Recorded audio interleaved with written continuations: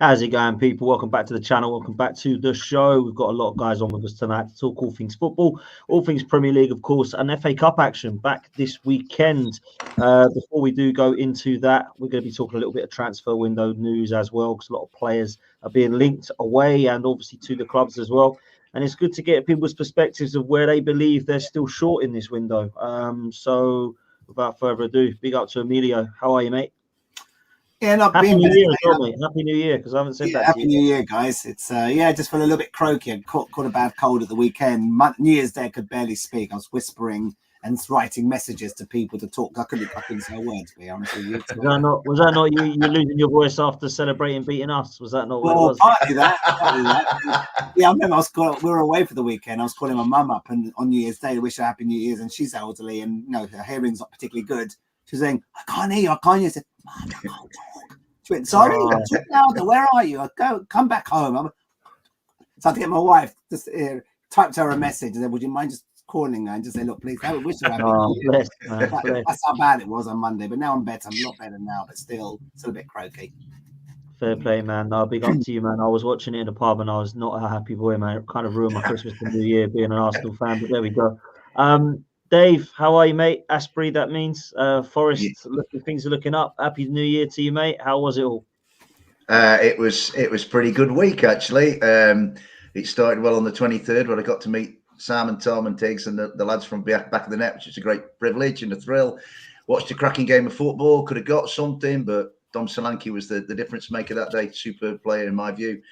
And then we go to Newcastle and then home to Manchester United with, you know me, I never get ahead of myself, and two really, really good performances, and how things can turn around so quickly, And I've looked pretty stupid, bearing in mind some of the things I said before this little upturn. So it's good, mate. We had a good.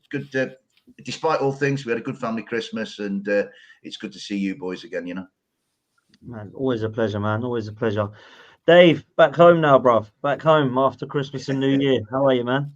Yeah, I'm very well, thank you. I have to say, sorry, I didn't have the mic up there, wouldn't it? I had a great time in Australia. A bit warm, 38 degrees at times. Stupid times to watch games, try and get on podcasts. Made that one mistake. It's been good. And I watched the games and I've been back. I was at Chelsea, obviously, because you did see me on the telly, boys. Thank you. So it's been great. It's been, what more could I expect? It was a tough time beginning in Australia because we went for family reasons. But other than that, pretty decent. And the football hasn't been that bad. And, to get 6 out of 9 over the Christmas period, quite happy. Yeah, absolutely, man. Sam, big up to you, mate. I hope you're well. How was your Crimbo New Year? Yeah, good, mate. Good. Football's good. Everything's good. Us losing to Spurs on New Year's Eve wasn't ideal, but our run's been absolutely superb. So all things considered, very happy. Yeah, I bet, man. I bet. Listen, Emilio, might as well start with you because it kind of ruined my New Year, but it wasn't really Fulham's fault. It was Arsenal's fault. But we might as well start with you, man. I'm more interested as well to know about some of the links because there's a lot of talk on Palhinha, whether he's happy there or wants to leave or if you actually are going to sell him. But how things are at Fulham right now, because I must say that it wasn't disappointing just the fact that we were poor. It was actually disappointing to see 3 players that we've let go actually playing quite well. Alex Iwobi, Leno and Willian all doing pretty well for Fulham. Maybe without being rude to Fulham, and it's not supposed to be, that is kind of where they're at. And maybe they just weren't ready to take it the next step at Arsenal. But it is quite nice to see in the same way that they've actually gone on to do something with their careers. Willian, who, let's be real, I thought was completely done and dusted after he left Arsenal, has done quite well with you. And Raul Jimenez has got the Arsenal link because it was obviously against us where he got his injury against Wolves. And he hasn't really been the same player because he was magnificent at that time. But he's got on the score sheet as well, man. So I thought you were the better team. I mean, to be fair, it wasn't hard. I thought we were shocking, if I'm honest. We went 1-0 up and then thought the game was done and got arrogant and cocky and didn't really have any answer to it after that. And Fulham did what Fulham do when you play Fulham like that and get cocky. So fair play to you guys. I said it in my fan cam that it was all on us and not on anything excuse-wise. We've now seen that we're making complaints now that Saka's getting fouled too much, which is very convenient when Arsenal start to lose 2 games. He's been fouled all season, by the way, but we've decided to bring it up now after losing 2 games in a row. Very funny that. But anyway, Enough about Arsenal. What about Fulham, Amelia? Yeah, look, I think we were the better team on Sunday. We wanted it more. And the fact that we came from a goal behind, and we've always got a tendency to give Arsenal an early goal at home, always, every season. I think when we got promoted 3 seasons ago under Parker, we lost 3-0 the first game of the season. Early goal, that was it, game over. Last season, 2 quick goals in the first half, game over. This time, here we go again. It's like a bit of bad luck for Fulham. Your player was in the right place, grabbed the goal, and I thought that sparked us up. It was only 5 minutes into the game, but we had more urgency. The previous 2 games we were piss poor against Burnley at home, and that was probably our worst home performance this season. And no disrespect to Burnley, they're not a good team. I know Natalie's not on the show tonight. They're not a good team, but we made them look like world beaters that day. We were awful that day, terrible. And then we lost to Bournemouth, and Sam, again, first half, it was neck and neck. Albeit I think Bournemouth wanted it more, but at the end of the day, we lacked key players in key positions. William was still injured. We had no attacking threat. And to lose 3-0, I think, was probably a fair reflection. We were piss poor that game as well. So I was getting a little bit worried. Luton picking up points. Forest suddenly turning the corner. Bournemouth on an immaculate run at the moment, saying, hold on, we're getting sucked back into that bottom 6. We need to get something against Arsenal. I would have taken a point. I was saying to you before the game, Potsy, that I'll give me a point. I'll take it. So we took, having William back gave us more energy, more width. Iwobi then went back on the right, where it's his natural position, rather than the left, where he's been playing recent games. And Jimenez, the last couple of months, has found his form. He's scoring a few goals. His hold-up plays a lot better. He's more intelligent with the ball than our other strikers. They just give us more depth. And I just thought we had a lot more flair. Tom Kearney, a 32-year-old, who I've said I've written off before the season, thinking he's not good enough to start in the Premier League. He's having the time of his life. He's playing amazing football, getting assists, knocking the ball about in midfield. Him and William are linking up well. Iwobi's floating around. We just had a little bit more depth, hunger, appetite, and I thought we fully deserved the victory. Could have been 3 with the free kick hitting the bar. To be honest, I think 2-1 was flattering on Arsenal. We should have won by more. To be honest with you, I just thought we were much more assertive, and we needed those 3 points, given the fact that teams around us are starting to find a bit of form. And so I feel a little bit more comfortable now.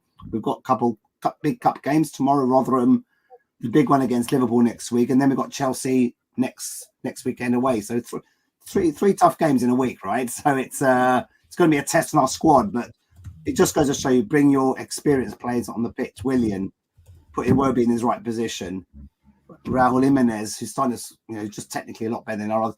We're a different team, and if we can keep these guys fit and free from suspension, then we'll be fine this season. But again, it just takes a couple of injuries. We haven't got a squad, the depth. That's a problem, and we've seen that when we lost to Burnley and Bournemouth. No disrespect to both teams, but they both deserve to win those games. But we offered very, very little in those 2 games. So overall, I'm happy. Take the 3 points. We don't often beat Arsenal, but we've got 4 points against you this season, Dan, and we could have. Yeah, we haven't beaten you. This season. And last game at our place, you went down to 10 men as well, didn't you? I can't remember who it was who got sent off now, but and we always had a penalty at the end. What's his name? The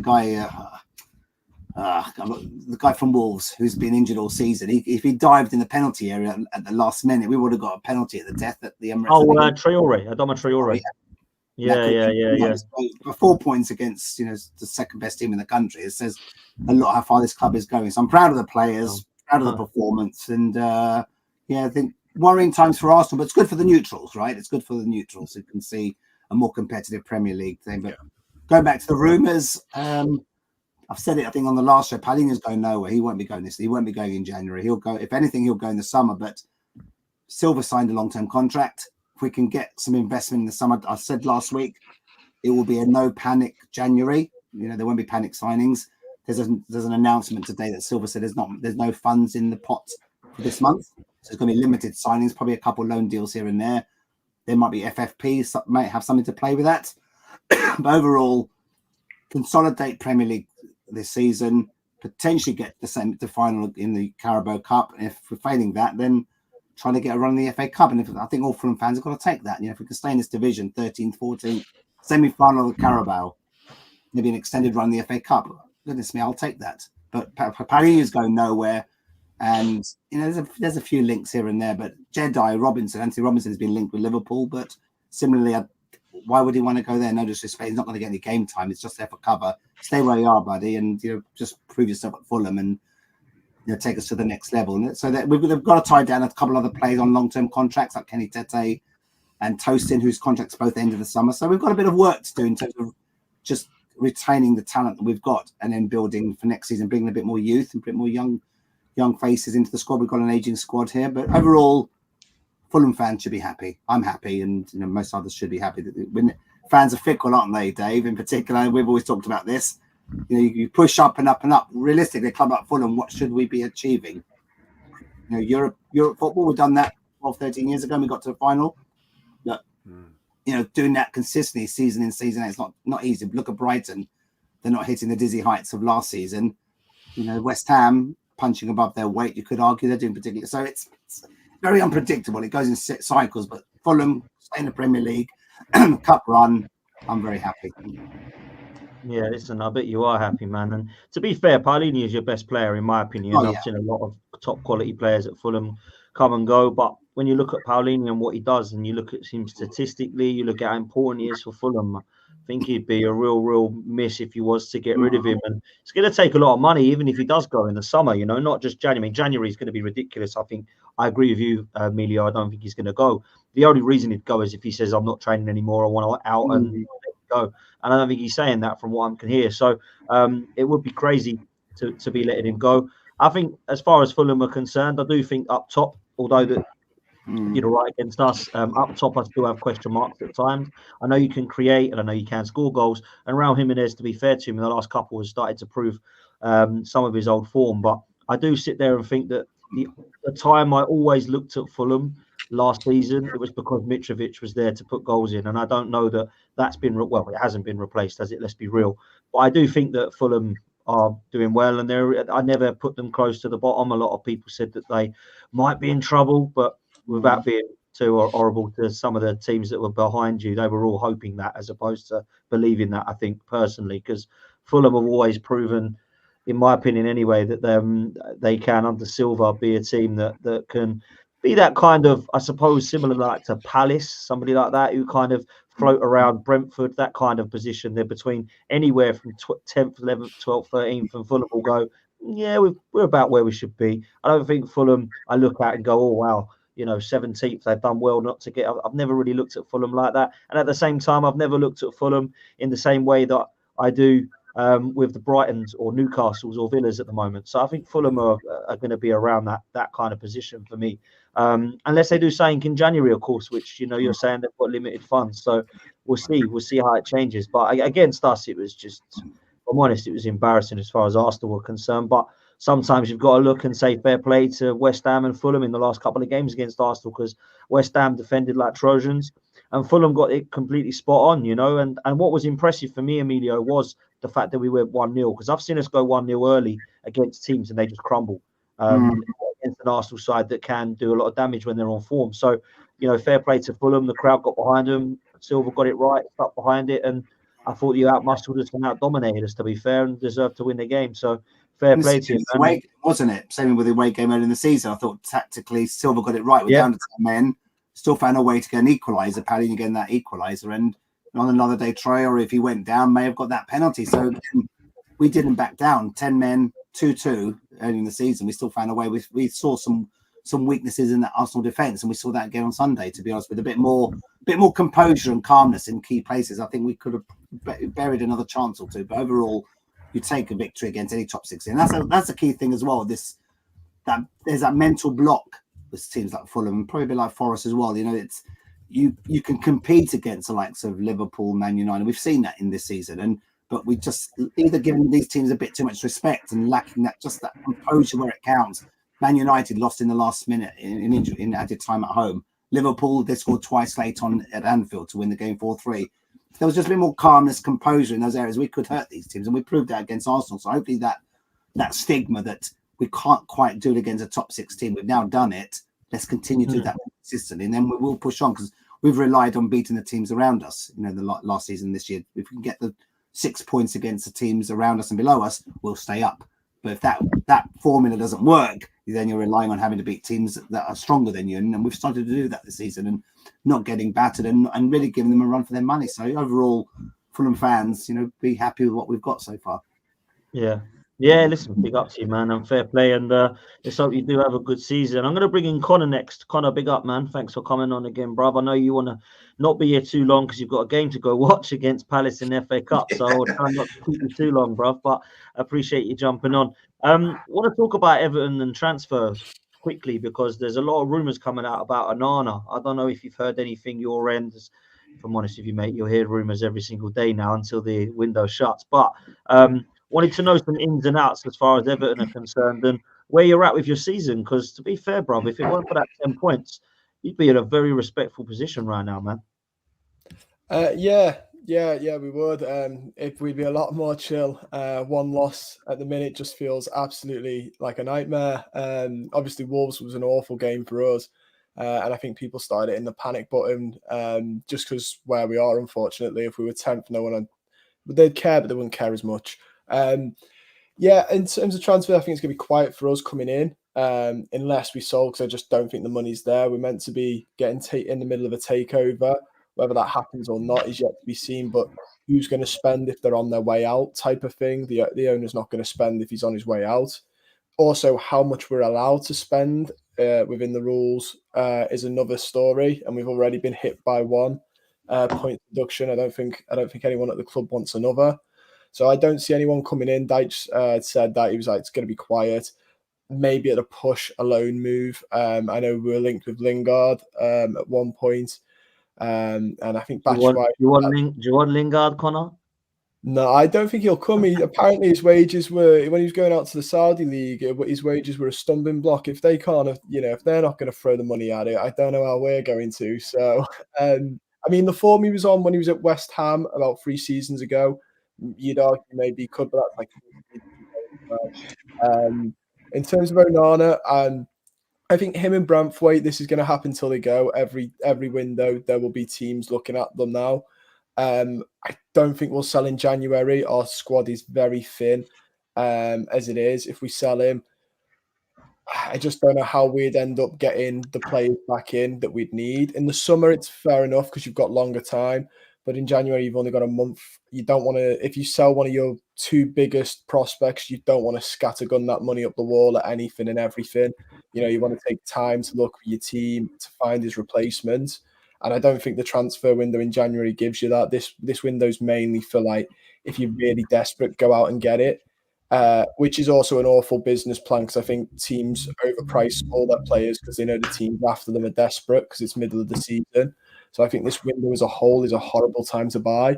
But yeah, I saw Arsenal looking at Onana, but I don't know. I think that's going to be a summer thing for me. I just can't see us wanting to get rid. And if we do, I'd hope we'd have Arsenal's pants down for him because you're buying in January and it's a silly time to buy.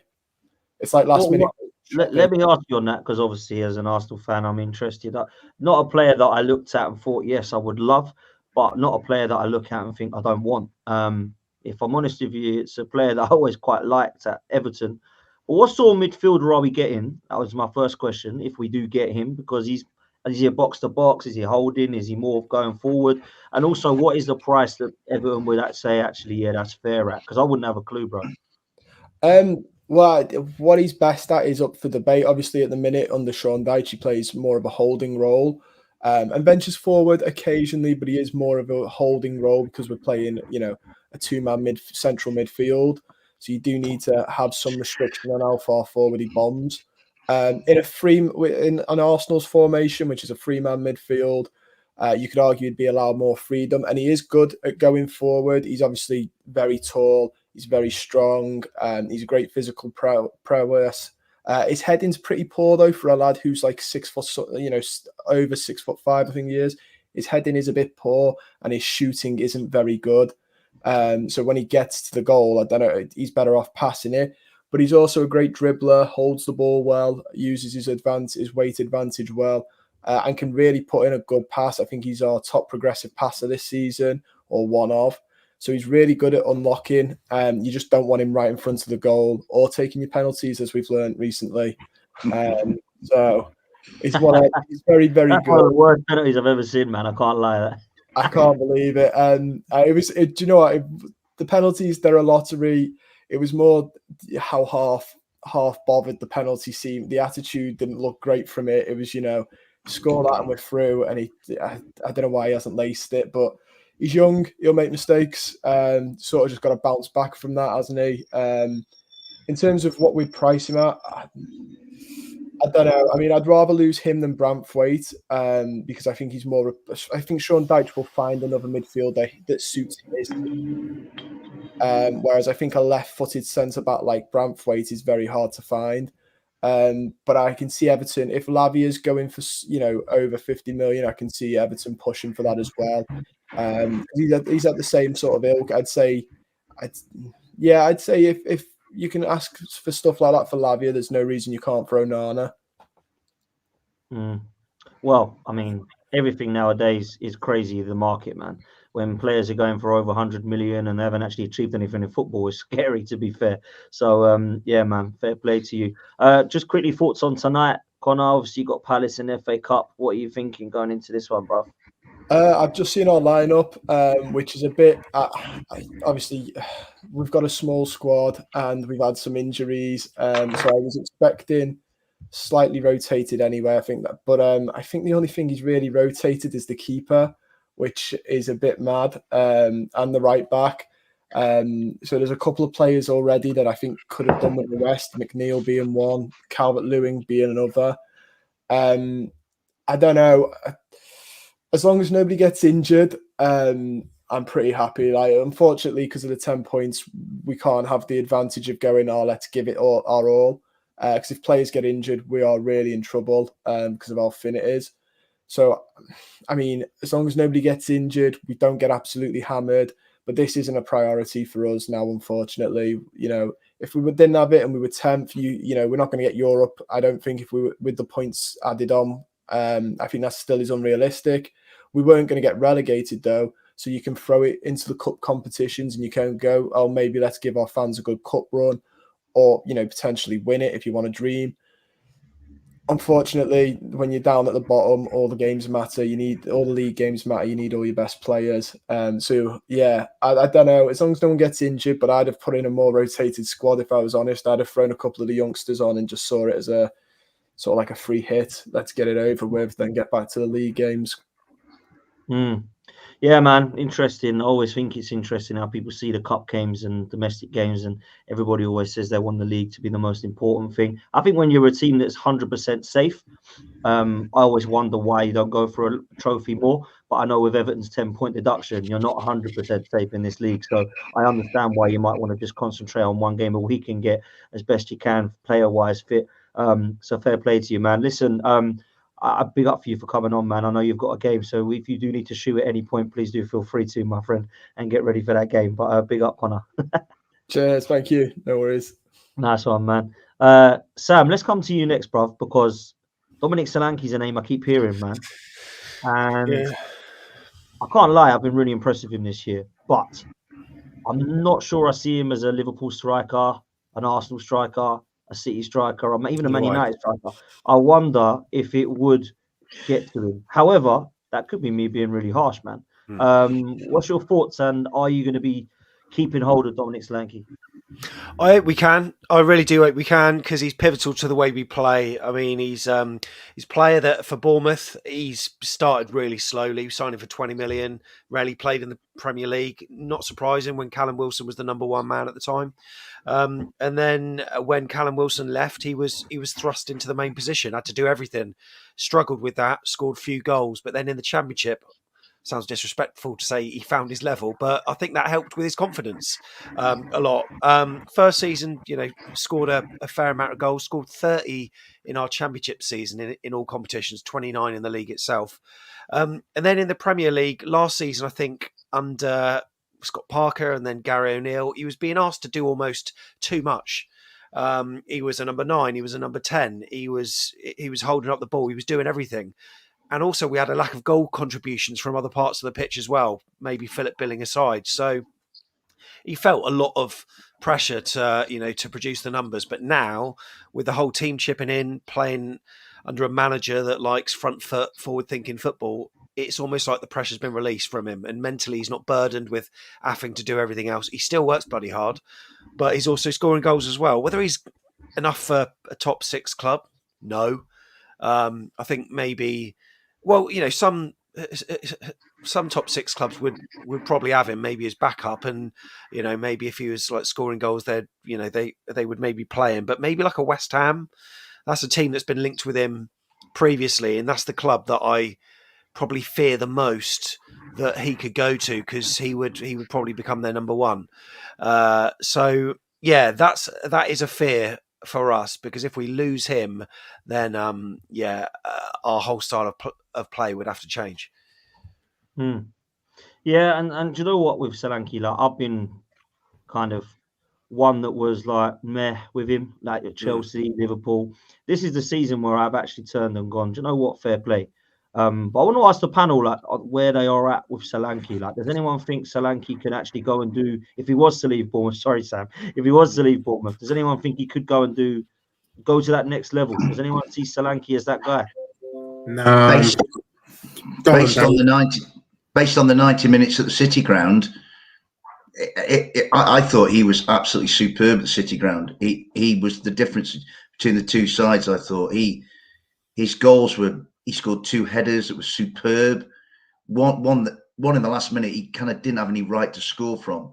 He was a nuisance the whole game.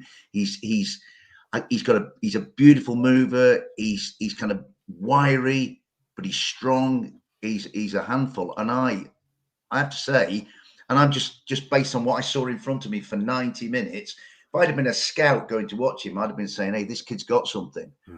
I like it. He's unselfish. You know, he helps his teammates out. He's a good focal point for that side.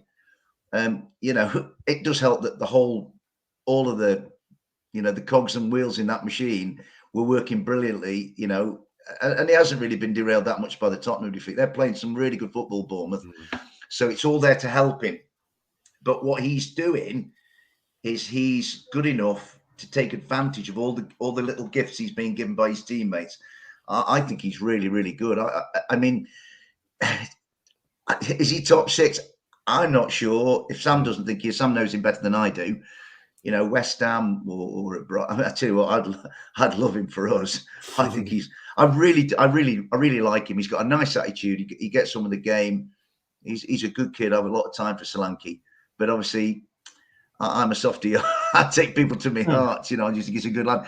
Whether, you know, I mean, Arsenal or Tottenham or, you know, somebody like that, he wouldn't be a bad shout. You know, at least give him a crack. One thing he's doing is he's scoring lots of different type of goals this year now as well. With headers, he's scoring outside the box. He's almost been given a license to shoot from wherever, which certainly helps. And there were times with him, sometimes he'd go through one-on-one. This is in previous seasons, and he'd just overthink.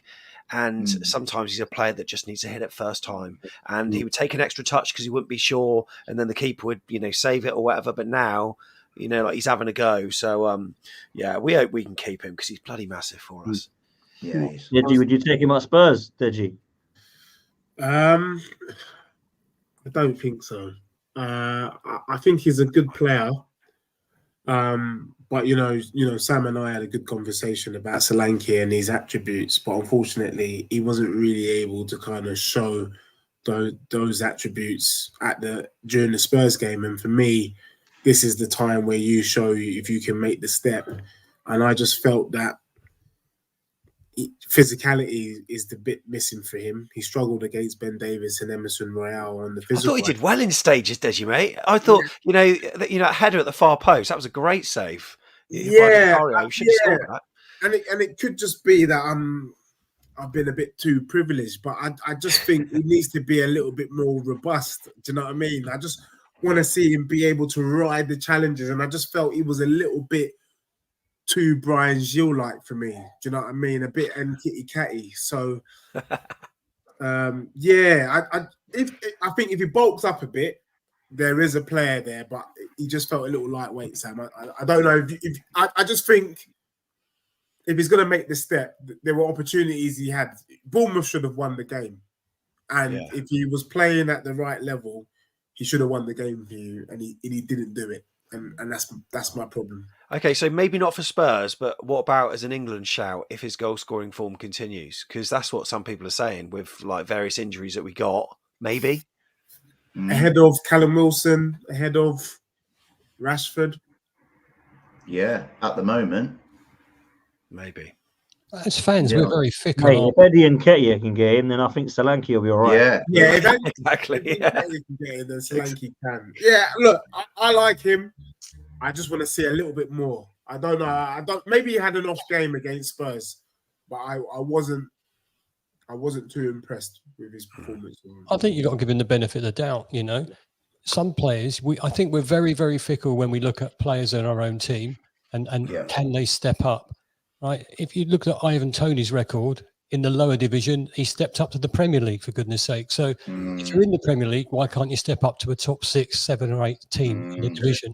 I mean, I can understand, Sam, you don't want to lose him, but, we're all in this window together at the moment and we're thinking, who are we going to lose?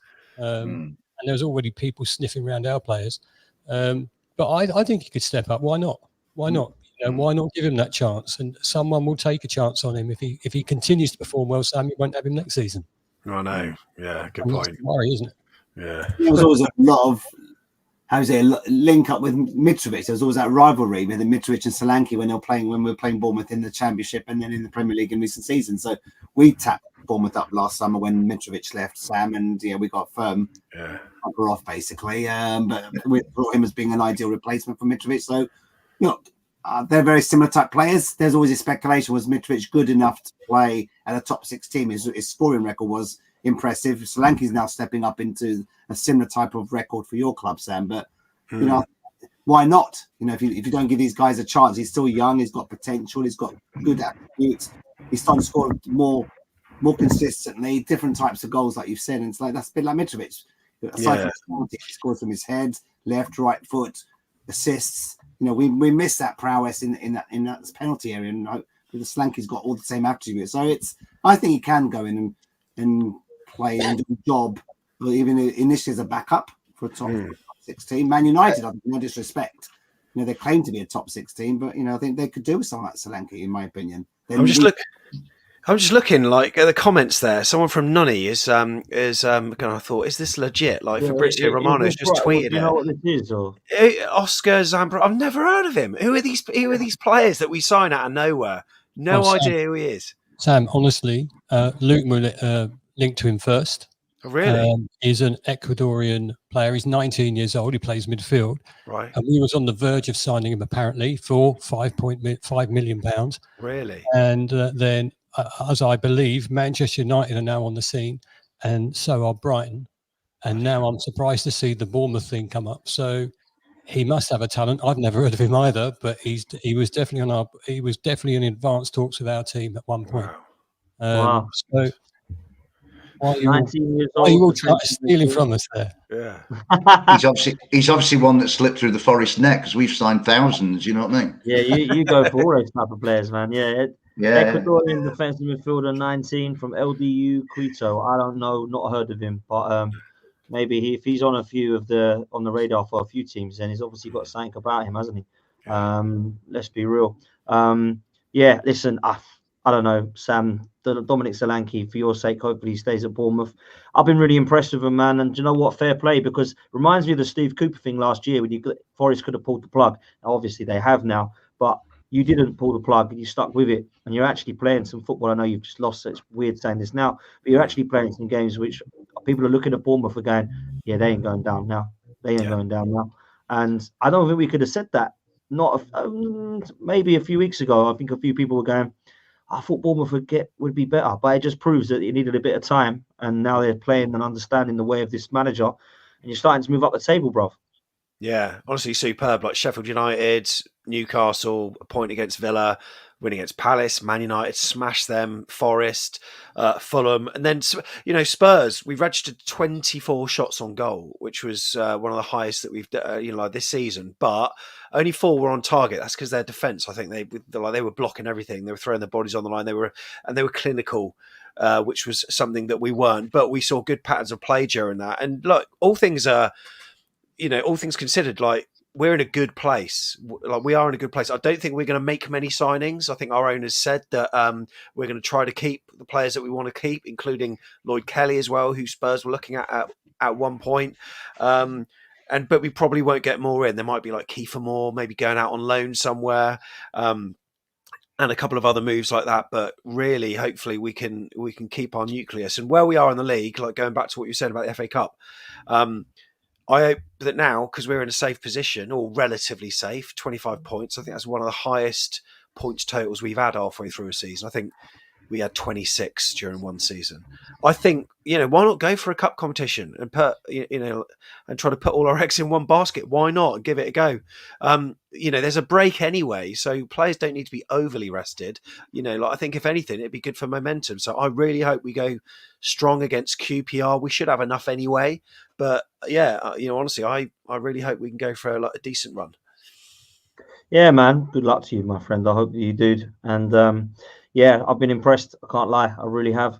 I only watched the highlights of this next game I'm going to talk about, but Dave, like Luton were peppering that Chelsea goal, man. And Chelsea were getting so excited. And a load of Chelsea fans were being, I think we're all right. I think our front three is class. And all this, they're getting really excitable because they've won a couple of games. Mate, I don't know. Should you have won that game? I don't know. I looked at the highlights and thought you were just smashing their goal at the end. I think it's the second time I've walked away from Kenilworth Road this season thinking, how do we not get something out of that?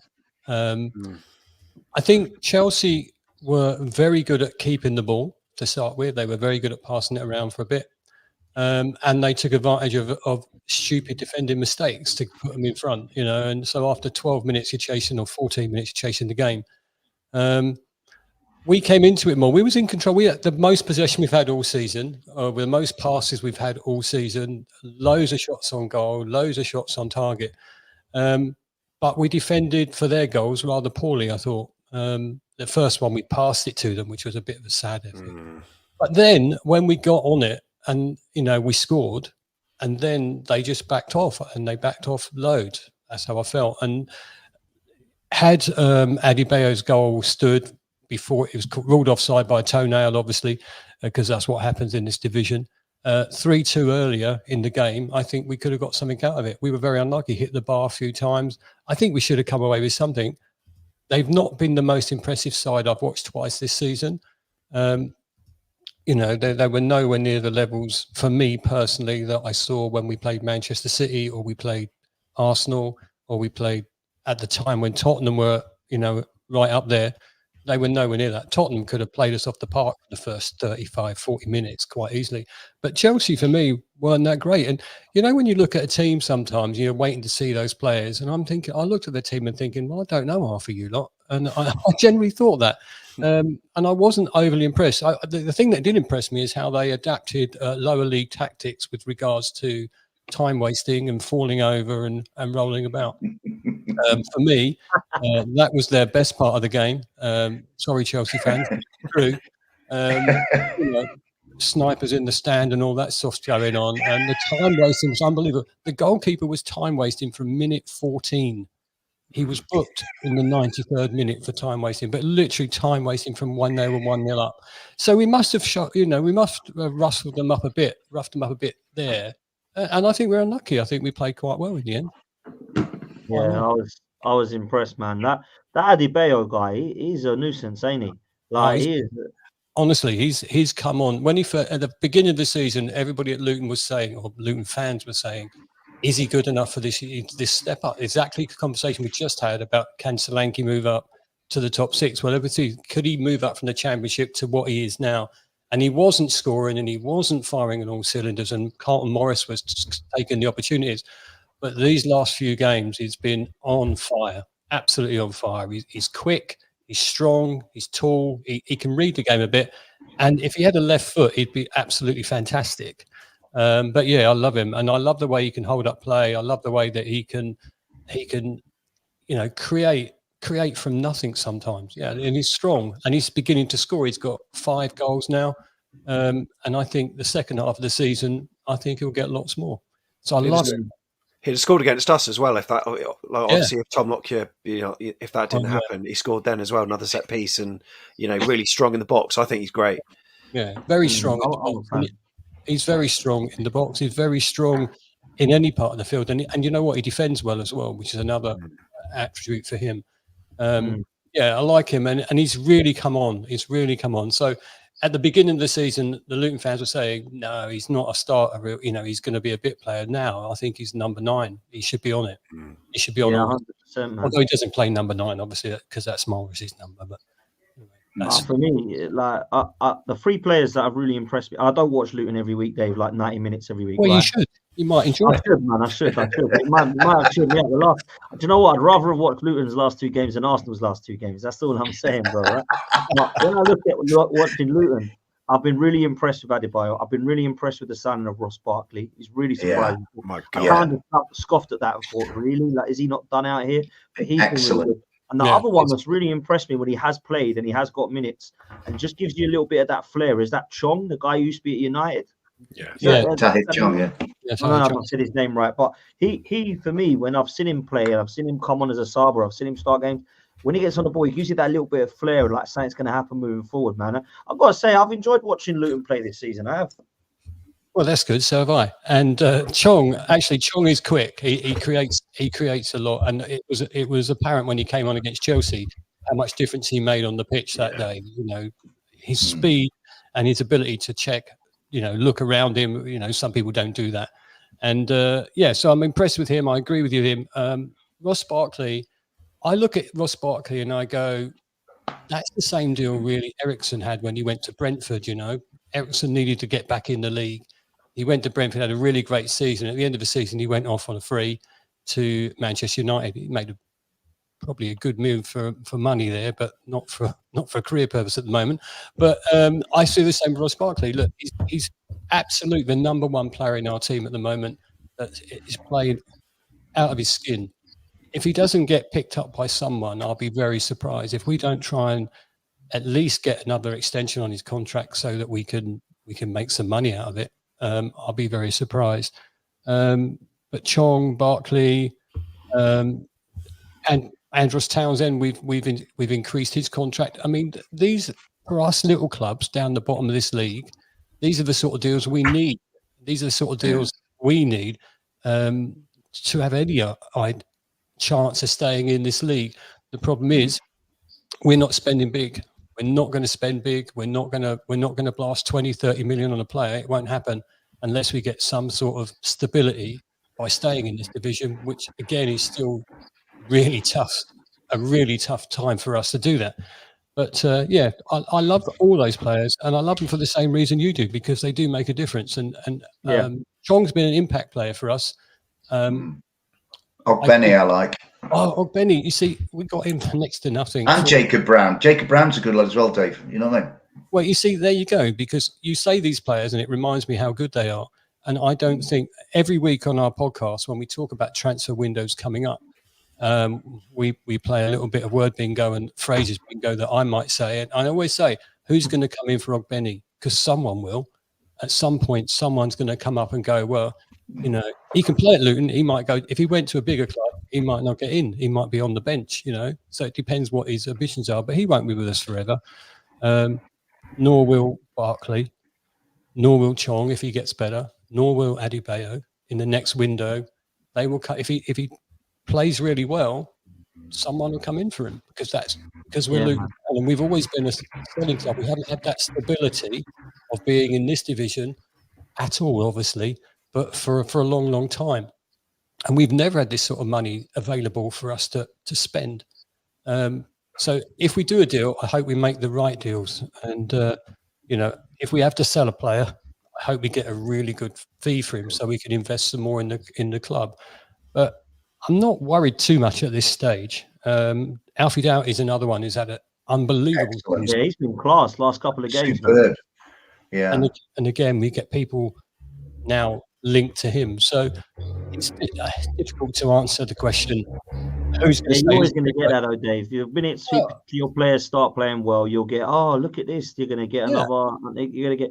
just worry about the now. Like, don't worry about where Benny might be playing in 2 years' time. Just worry about what you're doing at Luton. Do you know what I mean? That's the way I say it. Well, listen, our Christmas period was fantastic. The games were great, even if I had to get up at ungodly hours to watch it.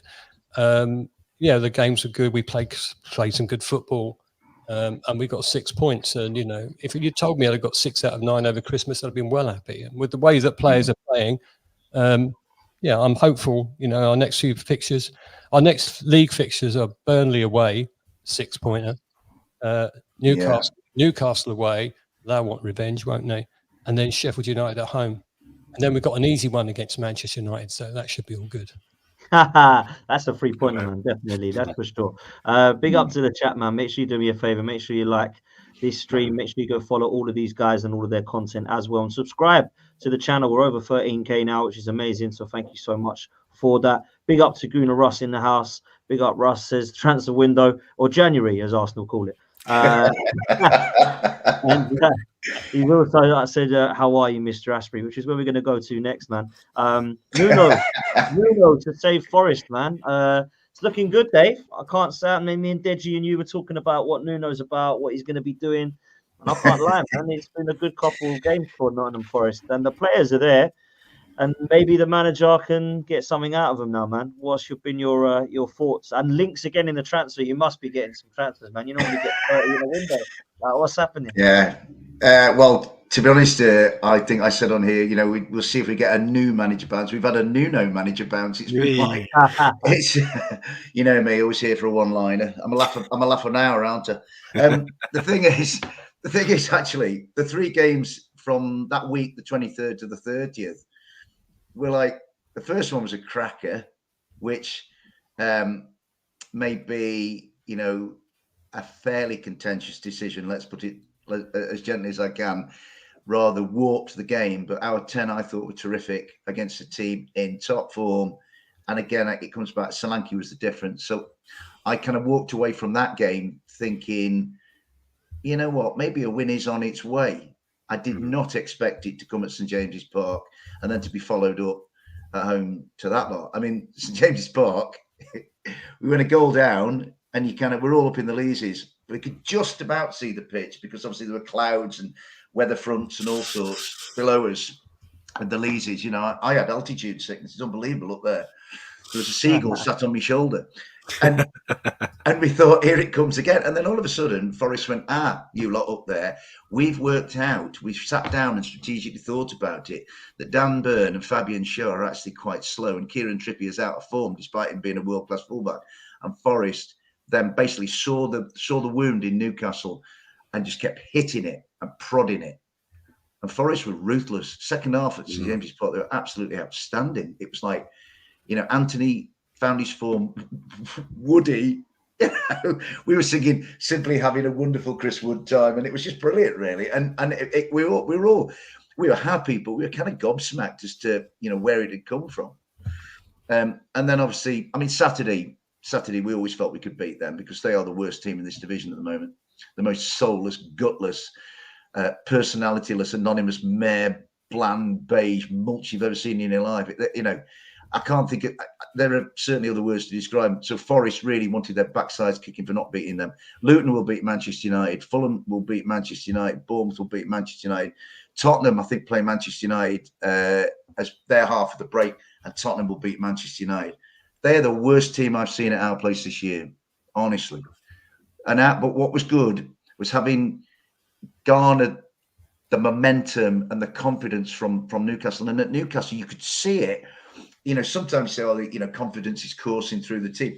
I actually, from that vantage point, 6,000 or 7,000 feet up at St James's, you could tell every man jack of that Forest team was like going, hey, hang on, we're all right here. This is good. And you could see a chemistry developing. And they took that into the game on Saturday. And, it was said on the telly by Neville and a few other people that Forest were the better team from start to finish. There isn't a single Manchester United player I could say came out of that game with any credit. Not one. Not one. I said to Sam, me and Sam had a joke when we were on, and at the time, Forest were awful. And I said, I picked a combined Bournemouth Forest 11. And Sam went, oh, what is it, Dave? And I went, it's Bournemouth, Sam. because not one Forest player would get in, right? After the Manchester United game, somebody said to me, right, pick a combined Forest Manchester United 11. You'd say to me, what is it, Dave? It's Forest. Because every single one of the Forest lads outplayed his opposite number. Matt Turner had his moment with the kicking, and Matt Turner, his position is definitely in question. Same with Vlachodimos, so I think a goalkeeper will come in. But our lads, Morgan Gibbs-White has outplayed Bruno Guimaraes and Bruno Fernandes in the space of 5 days, utterly eclipsed them. Woody, don't ever listen to me. I know nothing about football. I'm the worst guy to listen to, because I said 2 weeks ago that Forest had got the worst squad in the league, would struggle against Ipswich, Leicester, West Brom, Leeds, Swansea, you name it, and that Chris Wood was finished.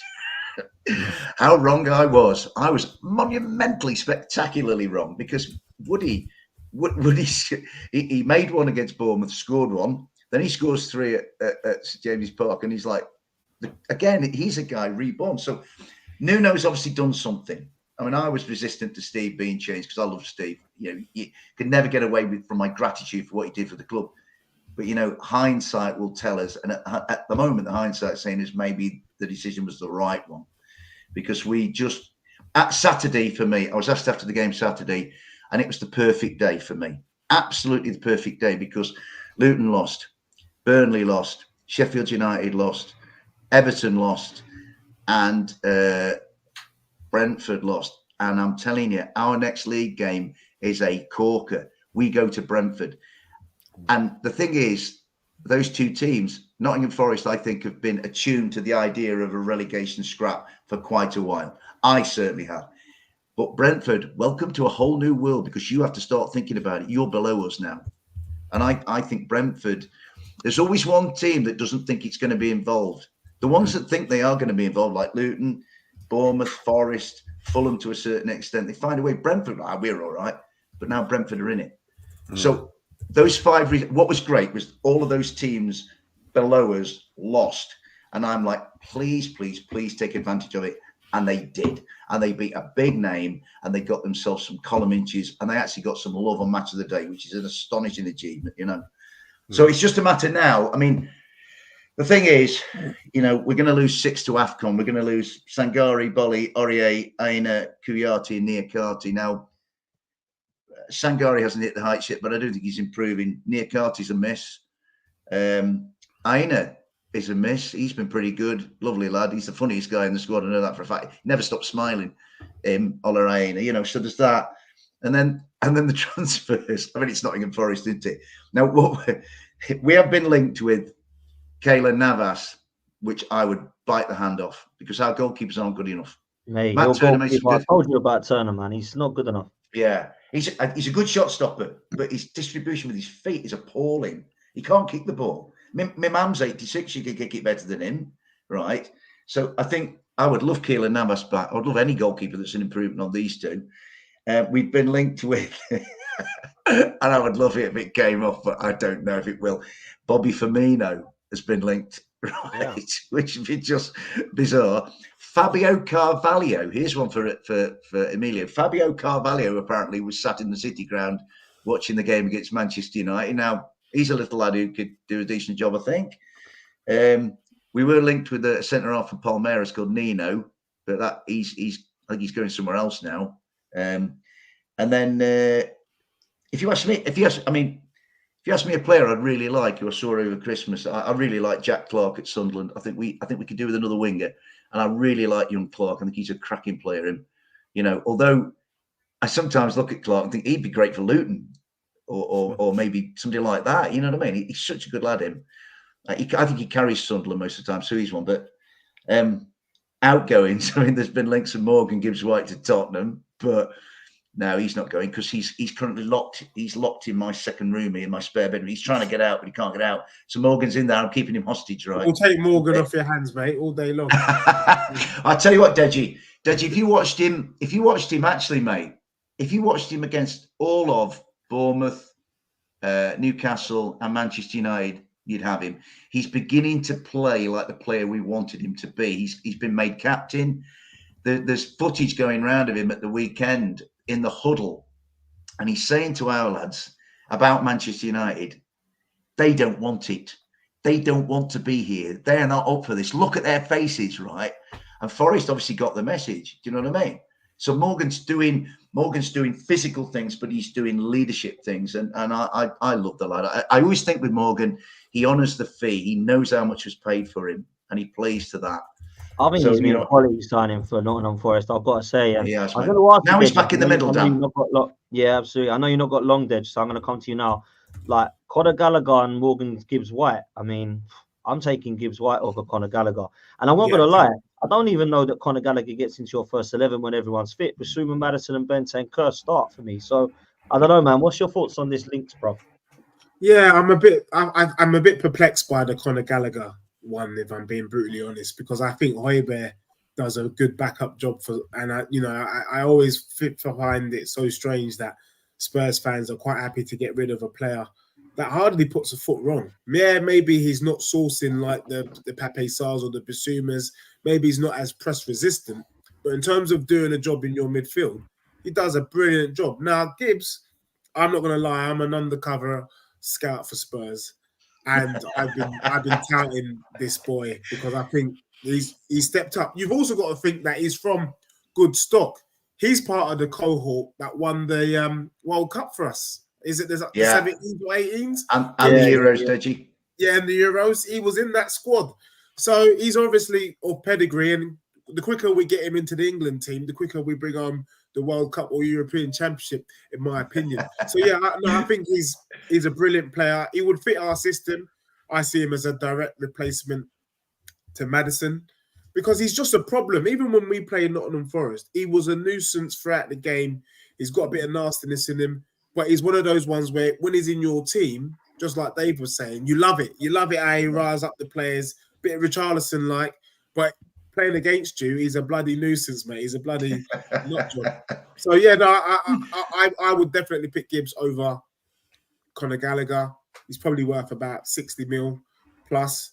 And I think if Spurs want to show a little bit of ambition, that's the sort of player that we should be bringing in. Mate, if you do get someone like that, you might win a title because you're in a title race, bro. So, it's one of those things, Dej, isn't it? Well, Dan, I'm delighted to hear that come out of your mouth, because the last time we had this, it went viral. The thing is,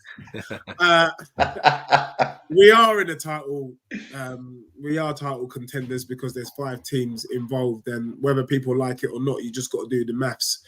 And it's crazy, Dan, because I've seen you shake your bum violently on your channel and other channels about how good your team is, and we've been going through a torrid time here at White Hart Lane, and we find ourselves 1 point behind you. So it's crazy how things plan out.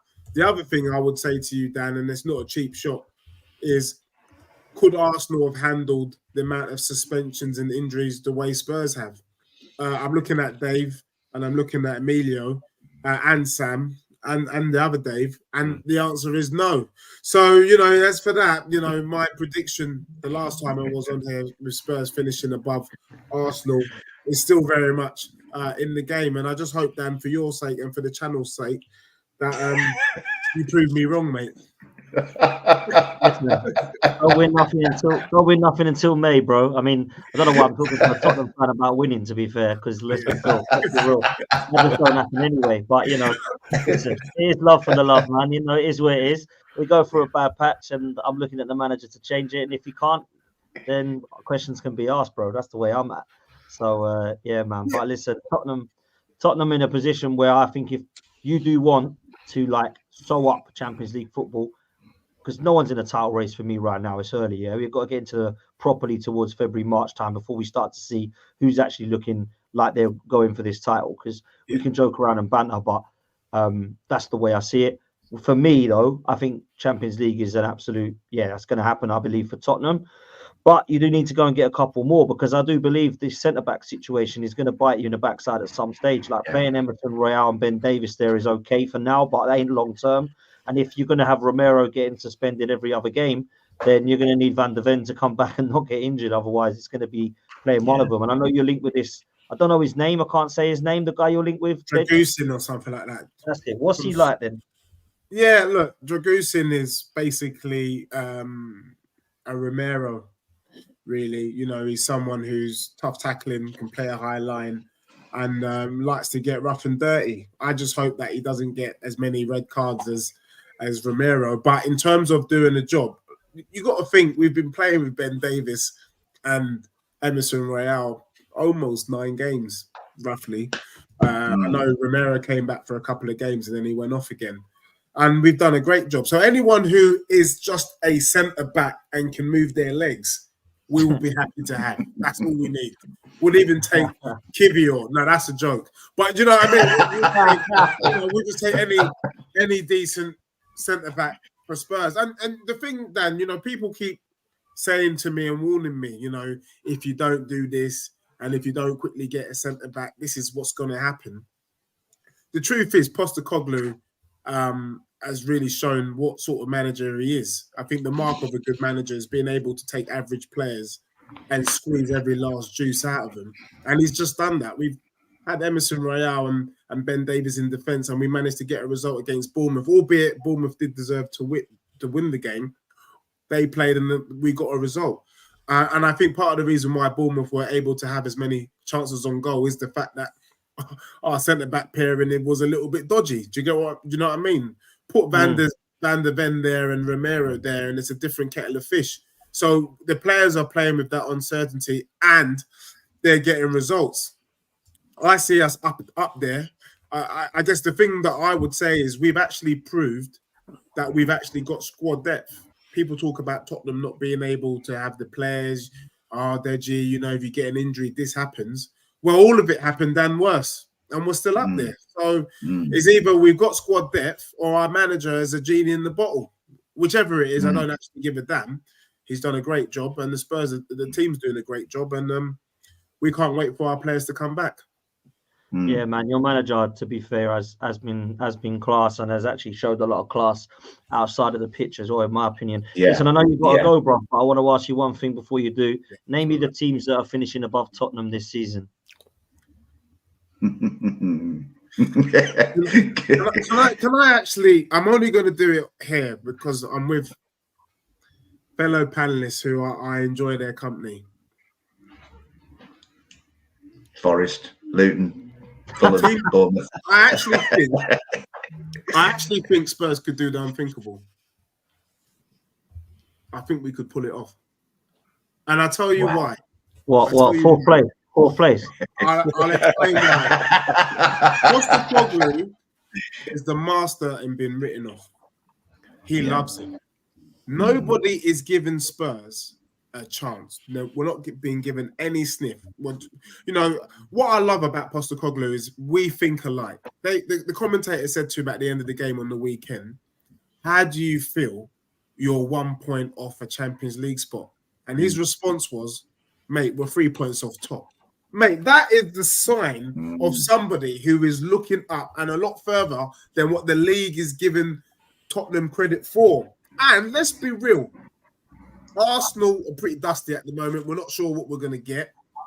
Man City is having a ropey season. You know, Arsenal's lost 4 games. So, just, you know, Aston Villa, can they sustain it? They've still got to go through their blip. They haven't had their blip. Liverpool have only lost 1 game, but the blip is also coming for Liverpool. Could Spurs do a Leicester? I'm not saying that we are the best team in the league, but if things go our way and a couple of injuries left and right, with Maddens, Van der Ven and the rest of the squad coming, there's potential for no one to finish above Spurs this season, mate. If anybody does want to take any of what Deji's been smoking, hello. Legend. On the link, then go find it. Nah, Deji's been a pleasure, my bro, as always, man. Get yourself off. Thank you. I'm so sorry I'm not able to stay too long tonight. Nah, don't be, man. It's calm. No. Cheers for coming on. Bless you, Deji. In a bit. Legend. Thank you. In a bit, man. Bless him. Wow. It's There is magic. Tottenham fans, and there is Deji. Let's get some predictions for the weekend before we close, people. Emilio, what are you saying, bro? Rotherham at home tomorrow in the cup. We've got obviously the Liverpool game next week's a bigger one. There's gonna be some rotation clearly tomorrow, but with a second string team, we should still be good enough to beat them at home. And again, cup run. You know, I wanted the cup run in League Cup. We've done it. Let's go in the FA Cup. We got to the quarters last year when we screwed it up with Mitrovic and all that palaver at Old Trafford when we should have won. Then got to the semis last season. So look, keep winning, then you got a chance, right? Who's mentioned it before? I think Sam, you're mentioning cup run. Connor as well from an Everton perspective. So yeah, I think we should beat Rotherham, but don't be surprised. It could be a shock. There could be, with Fulham's history in the third round of the FA Cup over the years, we've lost a few times against lower opposition teams, but we should be good enough to win. Good manager, decent depth, albeit we should be winning tomorrow. So I think 2-0, 3-1. Yeah, fair play, man. Listen, I'm not got any hatred for Liverpool, but I'd love to see Fulham go through it. I really would against Liverpool in the Carabao Cup. But we shall see, man. We shall see. What are you telling me, Dave Asprey? Who have you got weekend? What's happening? Well, get your sticker rock out. Blackpool are coming. Really? And we owe them because I went to Blackpool last year in the third round of the FA Cup. I think it was about -30. It was blowing in a gale. We went. The safest place in Blackpool was the chip shop. I went in, fantastic, with a nice Savoy and chips. Then we went to Bloomfield Road, and Blackpool absolutely smoked us back out into the sea. They beat us 4-1. In fact, I remember Steve rotated pretty much everybody by Yatesy, and the walk-ons, the extras, really fluffed their lines. Blackpool were 4-1 did not flatter Blackpool at all. So we owe them. I'd like to think that the body of work we put together in this last week of December, Bournemouth, Newcastle, Manchester United, I'd like to think we'll build on that. I do think it was a tough week for some, so there will be some rotation. The only fly in the ointment for me is the presence of one Mr. Jordan Rhodes. He always scores against Forest. I remember back in the Championship, I think it's about 3, maybe 4 years ago, I went to a game just before Christmas, and it was Sheffield Wednesday at our place. And Wednesday were 4-0 up at half time, and Stephen Fletcher got one, and Rhodes got a hat-trick, and he was unplayable. Now, so I've been hoping that Huddersfield, Darren Moore would call him back from the loan, but no, he's going to be there on Sunday. So the spectre of Jordan Rhodes hangs over it. Forest, on current form, should win. But the words "should win" are the most dangerous you ever use in football, lads. I think you'll be all right, man. I think you'll be all right, brother. Hope so. Yeah, I think you will, man. Dave, what are you saying at the weekend? What's happening? I'm saying I might have my head in my hands at the end of the game. Bolton Wanderers, home. They're on form at the moment. They're playing some good football. And, we're definitely going to rest players for certain. And I don't know whether the ones that will come on and have the quality to beat them, but I hope they can. We'll be for once, we're a big team in this little division of the FA Cup. They want to beat a Premier League team, even though it is only Luton Town, so it should be an interesting game. But, we've recalled Joe Taylor from Colchester. He's been scoring goals for fun, so maybe he'll get a game. And, maybe that's the platform for him to show the boss that he's good enough to stay in the team. So I'm hoping we don't lose. I'm hoping we have a cup run because I always like one of those. We haven't had one for a long time. Well, not a memorable one anyway. So I'm hoping 1959, Dave. 1959, mate. I don't mention 59 for obvious reasons, Dave. Okay. But, not that I was there. I know it's hard to believe, but I didn't actually go to that final. That was our only final in the FA Cup. We've lost so many semi-finals. But I'm hoping we can get a win, but I'm not confident that we can win. So I'll do like 2-0 to us and keep my fingers crossed. Yeah, man, I don't blame you. Optimism. I think you'll be fine. Sam, what's happening, man? Yeah, we're away at QPR. I think they're bottom of the Championship form table. We're near the top of the Premier League form table. I think even if we massively rotate, we should be all right. And it's weird to feel really overconfident for a fixture, and it's a place of uncomfortability for me to be in such good spirits and predicting a Bournemouth win. But it is the FA Cup. I think we'll beat him 2-0. Steve Cook, though. Steve, he's not playing. We were texting him earlier on, and exclusive team news. He's not playing, even though they're trying to leave it 50-50. He's out for it, so ideal. Top lad, Cookie, love Cookie. Cookie's not about. Listen, I think there'll be some happy faces, man. But it is the FA Cup, and it can cause some shocks, and there will be shocks, 100%. I'm going to say it now. I think Liverpool are going to dump us out of the FA Cup. I know that's very pessimistic of me, but they're on fire at the moment, and we're not. And I know it's at the Emirates, and I don't have Salah, but I just don't feel. I know that we've got to bounce back, and I hope he takes it seriously, Mikel Arteta. I'll tell you that now. If he throws another trophy in the bin by playing B team players, I'm gonna struggle to have any more patience than I've got at the moment anyway. So yeah, that's where I'm at. I just think we're gonna get done. I think they've got an unbelievable amount of attack, and we don't have a left back at the moment because we've sent ours out to Real Sociedad on loan, which was the biggest mistake in my opinion anyway. But there we go. We've got no Zinchenko. Timber's still injured, and we've literally got Kivior who has to play there, and Emilio saw how that went the other day. How far away is Dan? How far away is Timber, mate? They reckon February-ish, because he had a real bad one, man. He literally played against Forest. That was it, first game done for the whole season. Yeah, it was ridiculous, man. So that one I understand. There's sympathy there. Tommy Ashu's gone to Asian Cup. Kieran Tierney was allowed to go on loan, which is a stupid thing. They're talking about recalling him potentially now. And yeah, we're struggling at wing back, struggling at full back, man. We've got Ben White, and that is literally the only one that we've got at the moment, because all the others are either injured or away on national duty. So it's crazy, it really is. But there we go. We'll see. I love the FA Cup because we have 14 of them, and I'd love it if we won that competition again. But I just can't. I can't see us getting past Liverpool at the moment. I can't. To be honest with you guys, I can't see us winning another game at the moment with the way that things are. It's just been crazy the last couple. It really has, and we ain't playing well enough. So something's got to change. We've got to get it back. I'm sure we will bounce back. Don't get me wrong, but Arteta's got to find answers, because everyone that sits in a low block, he hasn't got an answer for. Anyone that doubles up on Saka or Martinelli, he hasn't got an answer for. So if you ever come to playing the Arsenal again, just do that, because sit in a low block, let us have the ball, sit two players on Martinelli and Saka, and you'll take at least a point. That's the way it is at the moment with oppositions against Arsenal. So we'll see how we get on, man. We'll see how we get on. Listen, that's it from us. Take it easy, people. Make sure you go follow all these guys. Make sure you like this video and subscribe to the channel. We are out of here. We'll see you next time. Enjoy the weekend. Laters. Yeah, right.